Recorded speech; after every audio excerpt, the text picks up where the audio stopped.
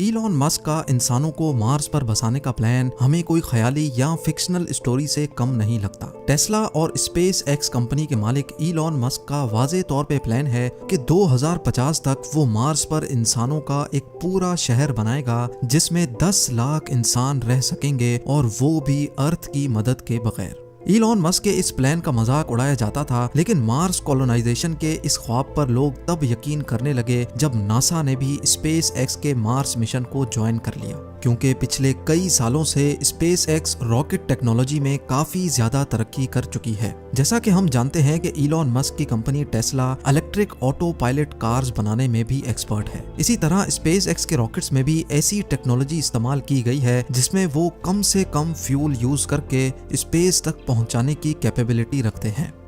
Mars, जो कि अर्थ से 6 करोड़ 20 लाख किलोमीटर दूर है, वहां तक इंसानों को पहुंचाने के लिए एक खास स्टारशिप बनाई जा रही है जो इलॉन मस्क के मुताबिक टेस्ला में इस्तेमाल होने वाली बैटरीज पर ऑपरेट होगी, यानी उसमें फ्यूल कम से कम इस्तेमाल किया जाएगा।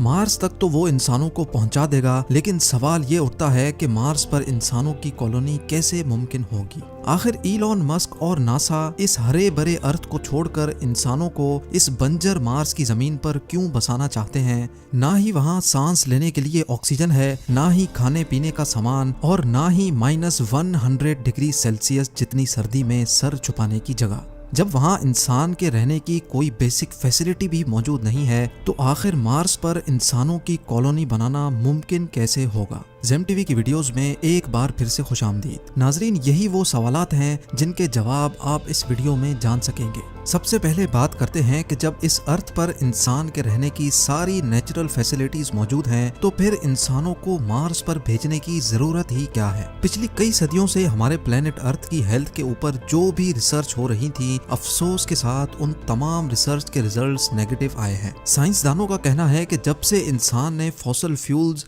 यानी पेट्रोल और गैस का इस्तेमाल शुरू किया है, तब से अर्थ का टेम्परेचर बढ़ता चला जा रहा है, और एक वक्त ऐसा आएगा जब ये टेम्परेचर इतना ज्यादा हो जाएगा कि अर्थ पर किसी भी जानदार का रहना मुमकिन नहीं होगा। एक सर्वे के मुताबिक हर 10 सालों में अर्थ का एवरेज टेम्परेचर 0.16 डिग्री सेल्सियस जितना बढ़ रहा है। यानी जिन गर्म इलाकों में अभी इंसान बसते हैं, अगर ये सब ऐसे ही चलता रहा तो आज से 150 सालों के बाद वहाँ इंसान का रहना मुमकिन नहीं होगा। टेम्परेचर बढ़ने की वजह से ग्लेशियर्स भी धड़ाधड़ पिघल रहे हैं, जिनकी वजह से फ्लड्स, साइक्लोन्स और सुनामी का चांस भी बढ़ता जा रहा है। बात सिर्फ फ्यूल के इस्तेमाल की ही नहीं है। इस पॉल्यूशन ने हमारे अर्थ की ओजोन लेयर को भी डैमेज कर दिया है। वो ओजोन लेयर जो सूरज से निकलने वाली जानलेवा रेस से हमें बचाती है, वो भी अब आहिस्ता आहिस्ता करके डैमेज होती जा रही है। यानी एक तरफ पॉल्यूशन से पैदा होने वाली गर्मी और दूसरी तरफ खौफनाक सोलर रेडिएशंस। साइंसदानों को एक बात तो कंफर्म हो चुकी है कि एक ना एक दिन हमारा अर्थ रहने के काबिल नहीं बचेगा, और यही वजह है कि हम इंसान अपने लिए एक दूसरा घर यानी एक दूसरा प्लेनेट अभी से ढूंढ रहे हैं। लेकिन सिर्फ मार्स ही क्यों? हमारे सोलर सिस्टम में तो दूसरे भी कई प्लैनेट्स मौजूद हैं, तो फिर आखिर मार्स को ही क्यों चुना जा रहा है?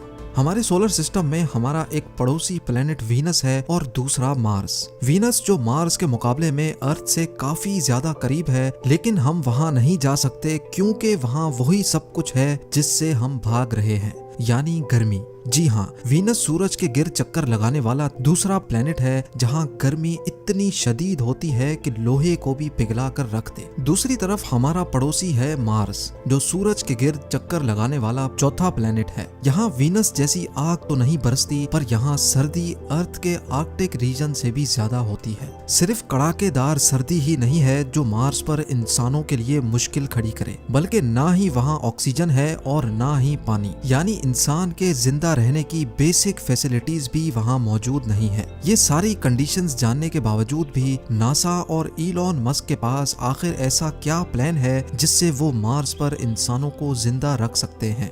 इलॉन मस्क के प्लान के मुताबिक 2026 में पहले मार्स पर इंसानों का एक छोटा ग्रुप जाएगा। इस ग्रुप के पास कम से कम 2 साल जिंदा रहने की तमाम चीजें मौजूद होंगी।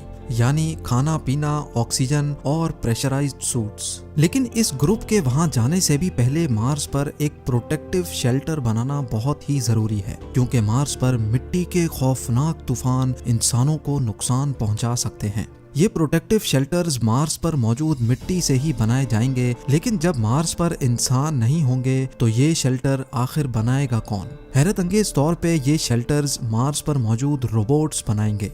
आर्टिफिशियल इंटेलिजेंट रोबोट्स को इंसानों से पहले मार्स पर भेजा जाएगा। ये एक खास किस्म के रोबोट्स होंगे जो वैसे तो अलग अलग हिस्सों में काम कर सकेंगे, लेकिन जरूरत पड़ने पर वो आपस में जुड़ भी सकेंगे। ये रोबोट्स इंसान के काम करने से काफी ज्यादा फास्ट काम कर सकेंगे, जिनमें कैमरास, सेंसर्स, मिट्टी खोदने के लिए एक्सकवेटर्स और 3D प्रिंटर यूनिट्स भी लगे होंगे। सोलर एनर्जी से चलने वाले ये रोबोट्स पहले तो सेंसर्स की मदद से एक खास किस्म की मिट्टी ढूंढेंगे। जिस जगह पर वो खास मिट्टी ज्यादा पाएंगे वहीं वो अपना बेस यूनिट कायम कर लेंगे। इन रोबोट्स में से जिसका काम डिगिंग का होगा वो उस जगह को खोदकर मिट्टी को कलेक्ट करेगा और फिर छोटे छोटे रोबोट्स ये मिट्टी रिफाइनिंग यूनिट तक लेकर जाएंगे। रिफाइनिंग के बाद ये मिट्टी 3D प्रिंटर यूनिट तक पहुंचाई जाएगी, जो एक एक लेयर करके 3D प्रिंट करते जाएंगे। कई महीनों तक ये काम ऐसे ही चलता रहेगा, जिसको अर्थ से बैठकर भी मॉनिटर किया जा सकेगा। शेल्टर कंप्लीट होने के बाद स्टार्ट होगा रोबोट्स का दूसरा फेज।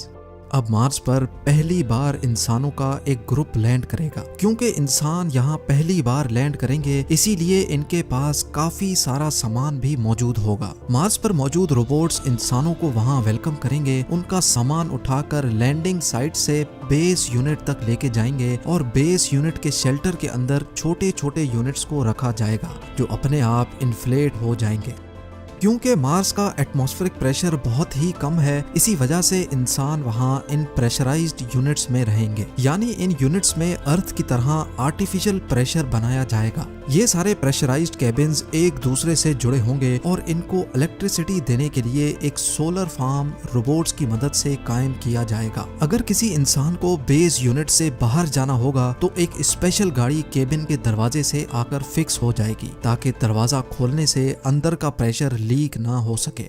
अब बारी होगी मार्स पर एक ग्रीन हाउस बनाने की, ताकि मार्स पर वेजिटेशन की जा सके। साइंस रिसर्च के मुताबिक मार्स पर स्टार्टिंग में सिर्फ पोटैटोज और बीन्स लगाए जा सकेंगे। ग्रीन हाउस के अंदर प्लांट्स जैसे जैसे बड़े होंगे, उनमें से एक ऐसी चीज निकलेगी जिसका होना मार्स पर बहुत ही ज्यादा जरूरी है, और वो है ऑक्सीजन। जी हाँ, ये प्लांट्स मार्स पर सब्जियों के अलावा इंसानों को ऑक्सीजन भी देंगे, लेकिन ये ऑक्सीजन इतना ज्यादा नहीं होगा, इसलिए जल्द अज जल्द मार्स पर ऑक्सीजन बनाने का भी बंदोबस्त किया जाएगा। हैरत अंगेज तौर पे ये एक्सपेरिमेंट मार्स रोवर पहले ही कर चुका है। एक स्पेशल डिवाइस जो सोलर एनर्जी के जरिए ऑपरेट होगी, वो मार्स के एटमॉस्फेयर से कार्बन डाइऑक्साइड को लेकर उसमें से हीट और इलेक्ट्रिकल करंट पास करेगी, जिससे ऑक्सीजन कार्बन डाइऑक्साइड से अलग हो जाएगा और उस ऑक्सीजन को कलेक्ट कर लिया जाएगा। यानी अब इंसानों की एक छोटी टीम वहां ऑक्सीजन भी बना सकेगी। खाने के लिए उनके पास सिर्फ 2 डिश ही सही, पर खाना मौजूद होगा। और मार्स की जमीन के नीचे फ्रोजन वाटर मार्स पर मौजूद रोवर पहले ही ढूंढ चुका है, तो उस बर्फ को पिघलाकर पानी भी बनाया जाएगा।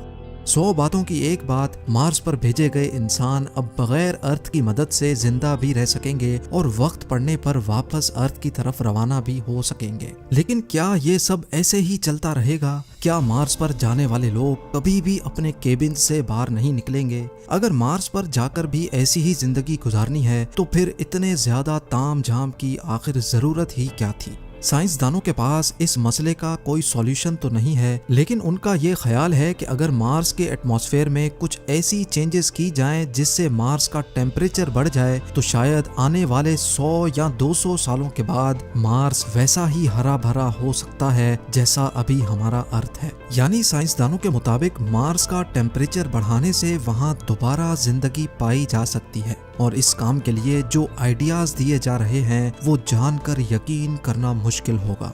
एक MIT स्टूडेंट मार्गरीटा मैरिनोवा का आइडिया है कि मार्स पर रोबोट्स की मदद से फैक्ट्रीज बनाई जाएं, जो सुबह शाम और दिन रात सिर्फ एक ही काम करेंगी। उनका काम होगा सिर्फ धुआं निकालना, और उस धुएं की वजह से मार्स में भी वही सब कुछ होगा जो अर्थ के साथ हो रहा है, यानी ग्लोबल वार्मिंग। दूसरी तरफ इलॉन मस्क ने भी मार्स का टेम्परेचर बढ़ाने के लिए एक आइडिया दिया है और वो ये है कि मार्स पर न्यूक्लियर वेपन इस्तेमाल किए जाएं। उनका कहना है कि मार्स पर 10,000 न्यूक्लियर मिसाइल्स फायर किए जाएंगे तो वहाँ की आइस भी मेल्ट होगी और वहाँ का ओवरऑल टेम्परेचर भी बढ़ेगा, जिसकी वजह से मार्स जल्द अज जल्द इंसानों के रहने के काबिल बन सकेगा। नाजरीन, इलॉन मस्क और नासा का अभी तक का प्लान यही है कि 2026 में पहले इंसानों का छोटा ग्रुप वहां जाकर मुख्तलिफ एक्सपेरिमेंट्स करेगा और फिर हर 2 सालों के बाद जब अर्थ और मार्स एक दूसरे के करीब आ जाते हैं तब वहां मजीद लोग भेजे जाएंगे। 2050 तक मार्स पर 10 लाख लोग ऐसे ही प्रेशराइज्ड केबिन्स में रहेंगे और साथ साथ मार्स का टेम्परेचर बढ़ाने के लिए भी कोशिशें की जाएंगी। उनका ख्याल है कि 100 या 200 सालों के बाद वो मार्स को भी अर्थ जैसा प्लेनेट बनाने में कामयाब